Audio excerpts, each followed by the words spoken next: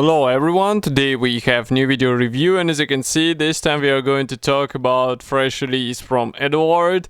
This is a weekend edition kit in 1/48 scale and it copies P-39Q Airacobra.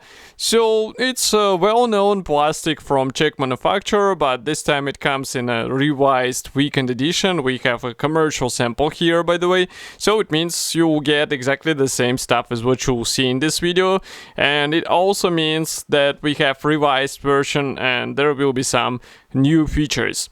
So first of all, design has changed. As you can see, we have large box art and only two thin lines on the bottom and the top. Box size is typical. Next, on the one of the sides here we have some information about the kit. Obviously it is made in Czech Republic, and on the opposite side you'll find 4 marking options, which is a nice change from typical double choice from previous weekend editions. And as you can see, they're quite colorful. We have a sand-colored aircraft from the box art, we have red-tailed, white-tailed, and full green aircraft in 1/48 scale, but we will see them further in a marking guide in assembly manual. So that's a top opening box, and we have all frames packed into the same plastic bag. There is plenty of space, so I really doubt that something will arrive to you in a damaged condition. And that's a reusable plastic bag, that's why it's so easy to open, and you can store your parts if you are not using some of them, so that's really handy feature.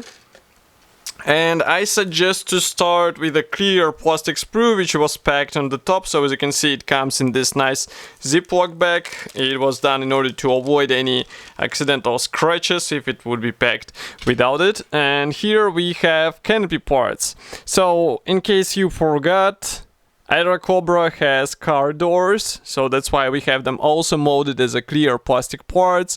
But here you have to mask the clear area and paint all the metal area, and that's a weekend edition, so we do not have any masks included, and therefore you will have to get them as a separate set from Eduard or cut by your own hands and tools. The final decision will be up to you. I would rather get the mask set from Eduard because it will be an easier way and it will speed up the whole assembly process and painting process as well, and it should also help you focus on some more important things. Next, we start with the first gray plastic sprue. Here it is. So again, that's not a new plastic. It's a well-known plastic which was boxed in a different editions. And you can notice here, for example, we have 2 fuselage halves and they're molded together with a rudder and tail fin. We also have some cockpit elements, tail wings, cockpit floor, pilot seat, some cockpit walls. And still, external features, they look quite nice. I mean, if you zoom in, you can notice with your own eyes that everything is molded with a Duke here. We have recessed panel lines and rivets, we have one-piece tail wings, even instrument panel looks fine.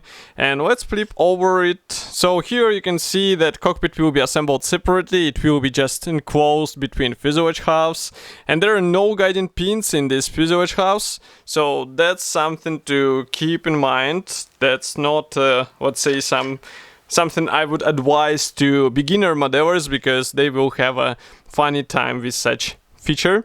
Next, we continue with the second gray plastic sprue. Here we have landing gear wheels, which should be glued out of 2 halves, propeller blades, which should be also glued together. We have some landing gear parts, and next, a lot of thin small elements. So again, be careful with them, use tweezers, and it will speed up the assembly process, because to deal with these parts with bare fingers, that's really crazy idea, and I do not recommend doing so. Next, we have last gray plastic sprue. So this one is dedicated to wing parts, and overall parts division is typical, but you can notice that we have flaps and ailerons molded in, so you won't be able to adjust them on your model. We have again recessed panel lines, we have minor amount of flash in some corners, but it's solvable, so it's not something really, I would say, ugly and difficult to solve. And again, inside we do have guiding pins in the wing edges area, but that's pretty much all positioning elements you get here, so be careful while working with this stuff. it might be a bit tricky, and in my opinion that's definitely a set for more experienced modelers. And by the way, when we were talking about the cockpit area, I would like to remind you that before this video review I published the space video review, space set let's say, so I really recommend to check it because this small accessory might be handy in order to improve the overall appearance of your aircraft. Next, I'm opening the small plastic bag with decals. So just give me a second to get the first decal sheet. And here we have it. So here you'll find all necessary symbols for several marking options. We have some decals for the cockpit, even seat belts, which is really cool because some modelers will be fine with this. They won't need anything extra, but in case they would need it, as I said, we have separate review for this set, Eduard Space. So it tackles whole cockpit area on completely different level, and it should give you a bit more convincing appearance. Next we have another decal sheet, another one which is printed in Eduard. Obviously I would suggest to replicate these anti-slip areas with masks and airbrush. It would be a bit more convincing appearance. The same applies to these position lights, but still stencils is something what you should apply, I would say have to apply on the aircraft if you would like to get a bit more convincing appearance. So do not be lazy, get them all on your Airacobra. And next we continue with assembly manual, so let's zoom out a bit. Assembly manual is printed in form of large brochure. We have short history note on the first page. It's written in English only. And here inside we have parts map. Note how many parts won't be used, so pay attention so that you can use the right ones. Assembly process obviously starts with the cockpit area, and as you remember we do not have any PE parts here, so it's pure plastic assembly. And here I would recommend to play with some painting techniques in order to achieve a bit more convincing appearance, especially considering the fact that you can open one of the doors and expose the cockpit inside. By the way, here is the small note that you should not forget about the nose weight, which is really important considering that this is a tricycle landing gear scheme with a front landing gear in the nose area.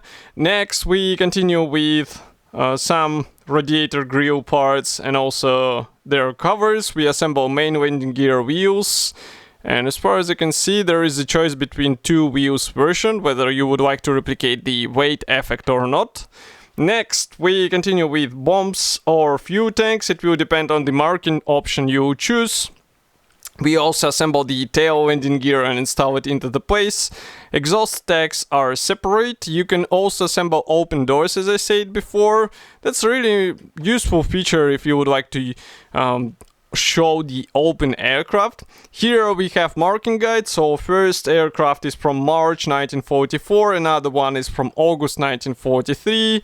Here we have autumn 1943 and one more autumn 1943 as well. So the last page obviously is dedicated to the stenciling guide, so that you can position all these tiny writings on your model. As for the whole kit, it should be already available. You can get it on official Eduard website. Of course, I will be happy to hear your opinion about such release here in the comment section below. If you like this video, do not forget to press the like button, subscribe to our YouTube channel, and I will see you in the next video review as usual. Thank you for joining me today, and bye!